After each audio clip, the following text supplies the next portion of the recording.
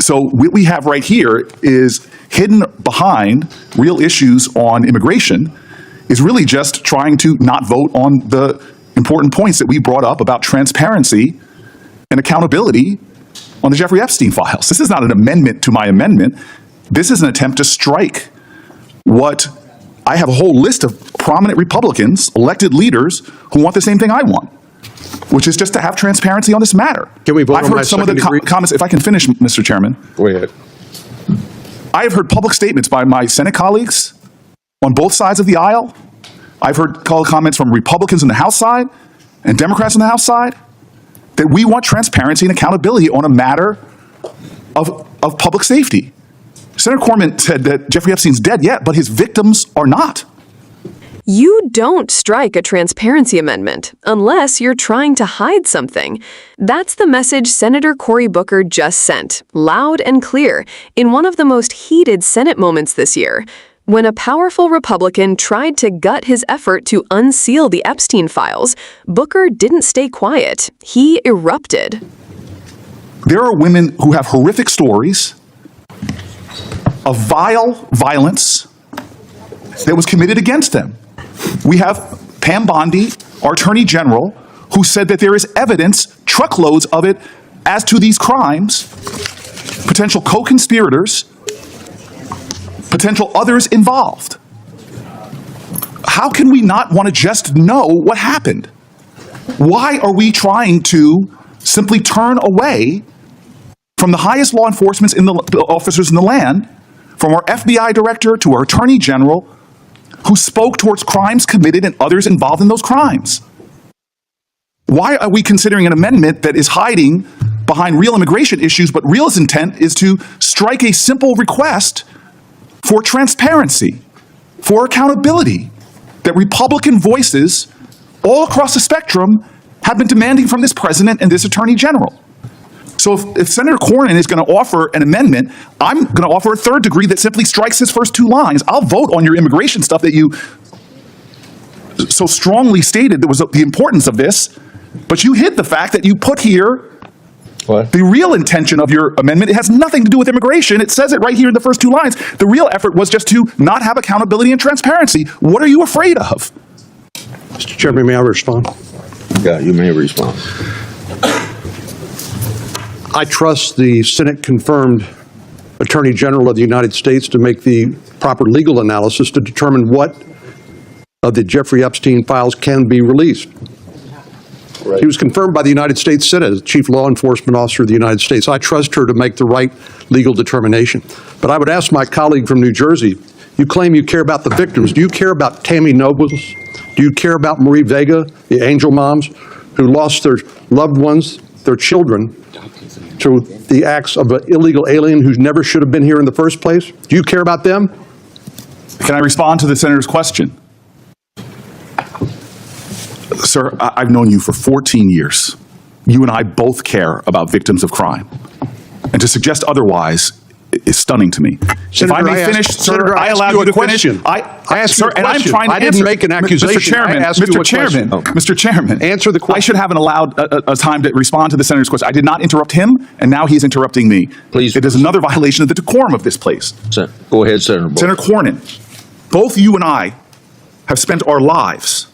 I know your record. I know your history. I know what you've done. I would never, ever question whether you care about the victims of a heinous crime. Mr. Chairman, please help me. You ask me if I care? Absolutely. Thank you. No, I'm not finished yet. Well, thank you for answering the question. Well, I'm going to answer the question in full. You are not sincere. Let me explain. Sir, he has put an amendment in. Would you allow trying to use the horrific nature. Would you allow me as sponsor of this bill to Sir, I will not pick a fight with Chuck Grassley in the same way that Chuck Grassley won't pick a fight with me. The reason for his amendment is because your amendment says that this bill that we're working on will not go into effect until we get all these records. And this bill is an opioid bill to help solve some of the drug problems in this country. And we ought to get it passed because it's a bipartisan bill and it's very badly needed. Sir, may I respond? Yes. So I said at the top of my comments, my frustrations, we've said it to your staff, we've said it to others, that when funds like this have been made available, so far in the first 6 months, they're clawing back funds from my state. And that's unfair, and I would like to deal with those. We could deal with them. And given that, I am sticking to an amendment that is not controversial. I know it's not controversial, sir, because I've seen polling literally on Republican channels that the overwhelming majority of Republicans and Democrats want transparency and accountability. That the overwhelming majority of Americans has seen that one of these two things is lies. Is there truckloads full of evidence as to victims of crime not having justice? Have we been lied to? Who are we trying to protect? What are they trying to hide? This is not controversial. We have Republican leaders in Congress calling for the same thing that this amendment calls for. And so for a second degree to be offered to mine, where you're using horrific crimes to hide the real intention of this, if this amendment is so important, just strike the first two lines that strikes my entire amendment. The intention of this is clear. Is to not give the American people accountability, transparency, and truth. That's what we as the Judiciary Committee should be seeking. So I offer a third degree amendment, preserving every noble thing that the senator from Texas said he wanted. You can't offer a third degree amendment. I can't offer a third degree. Then I ask that we strike the true intention of his amendment, the first two lines. At this stage, you can't offer a third degree amendment. If there's some way for you to do that, I don't know what it is. Yeah, may I respond? Yes. Briefly? Then we'll have a roll call vote, because I know you folks want to get votes on your amendment. I asked you to withdraw them, and you aren't withdrawing them. So Well, I just want to ask a question, Mr. Chairman. In your opinion, would the addition of these amendments to the underlying bipartisan bill jeopardize our ability to pass this underlying bill, anti-opioid bill, out of committee and across the Senate floor and get it enacted into law? Would these amendments jeopardize that? I see them jeopardized in ways even beyond what you said. So, Because if we pass the legislation with this stuff on, it wouldn't go into effect anyway. Who knows how far down the road? When the president signs a bill, I want it to be effective. that's what I thought, and I appreciate your answering the question. I think the debate that Senator Booker and I have is not something that's going to be resolved today. And so it will continue. So I think regardless of how we act on the underlying bill, that debate will continue, and neither he nor I are giving anything up in terms of our ability to continue to debate this topic. But I'm willing to withdraw my amendment if Senator Booker's willing to withdraw his amendment in the interest of passing this bipartisan anti-opioid bill out of the committee and through the Senate and seeing it enacted into law, and hopefully saving some lives in the process. Senator Booker. Mr. Grassley, sir, I have asked for someone to address my New Jersey concerns for months now. There was an incident in which you got a special carve-out for your state when they froze funds, but I have got no justice for New Jersey.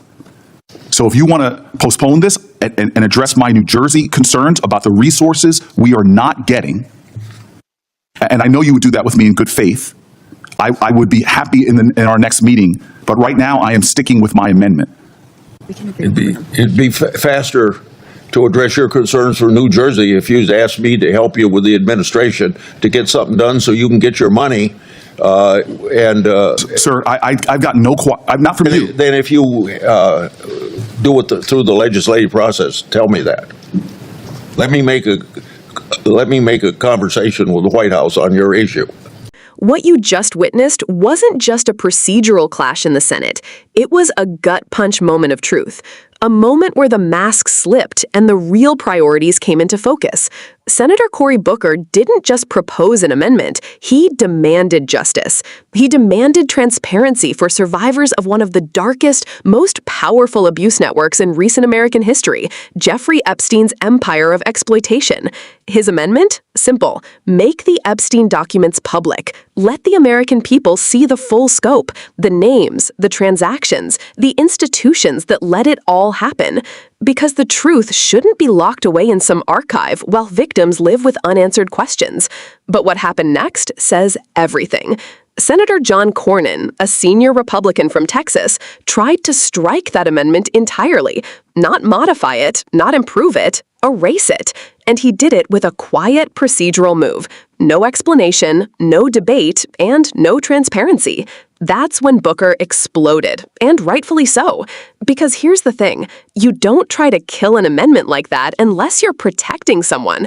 And that's exactly what this moment revealed, the tension between those fighting for truth and those clinging to silence to shield the powerful. Think about it. How many other cases get this kind of protection? Not many. When it's poor people, immigrants, or everyday Americans caught in the justice system, there's no cover-up, no secret files. But when it comes to the elites, suddenly transparency is a threat. Booker wasn't just defending victims. He was calling out a rigged system, one where justice is selective, where silence is bought, and where senators are more eager to protect power than uncover the truth. And when Cornyn tried to change the subject, bringing up migrant crimes, pivoting to talking points that had nothing to do with the Epstein case, Booker wasn't having it. He nailed him. Don't tell me you care about victims and then try to silence the voices of the most exploited ones of all. That hit hard, and it should, because this moment wasn't just about the Epstein files. It was about who this system actually serves and who it leaves behind. Booker showed real moral clarity. He made it plain. If you strike this amendment, you're not neutral. You're complicit. And every American watching has to ask themselves, why would any senator go out of their way to stop us from seeing the truth? If this moment fired you up, good, because that's what accountability feels like. Drop a comment below. Should the Epstein files be made public? Yes or no? Share this video if you're done with the silence. And don't forget to subscribe, because this fight for truth, transparency, and justice, it's far from over. We'll keep following it. Stay loud, stay curious, stay tuned.